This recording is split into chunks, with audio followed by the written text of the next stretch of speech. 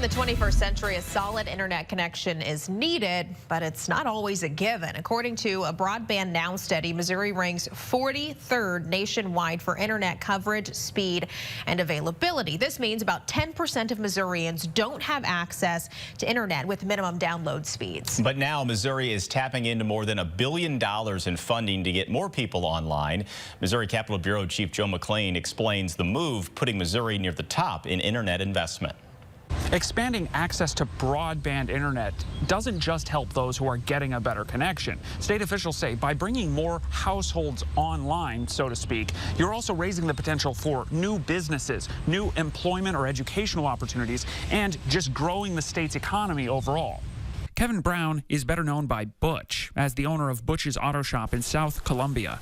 It's an area that's been identified as unserved, meaning no internet provider covers that area at a reliable level. Primarily, 100% of my business requires the internet. I do consulting work for auctions that are not in this area, so I require a lot of Zoom calls and things like that. I sell classic cars, which requires Wi-Fi. Butch's business is only able to operate now because of a private connection. He said that access makes or breaks his bottom line. 4 years ago, I wouldn't have been able to do what I'm doing. But I'm very fortunate that I did, because I wouldn't have been able to do what I'm doing. I would have had to probably switch locations. Missouri is right now in the process of filling in nearly 200,000 of these gaps in broadband internet coverage. While multiple state and federal projects are underway now, the big one is the BEADS program. That's Broadband Equity, Access, and Deployment.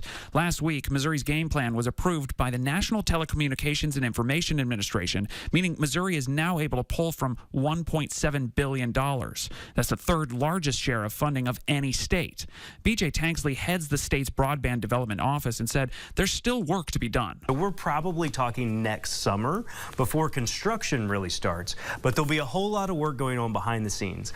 Our office working with the federal funders and the providers who've been selected working through environmental permitting and historic permitting to make sure once we have approval, they're able to hit the ground running and get these people connected. And the more people connected, Tanksley says, the more the state's economy can flourish and grow. In Jefferson City, Joe McLean, First Alert 4.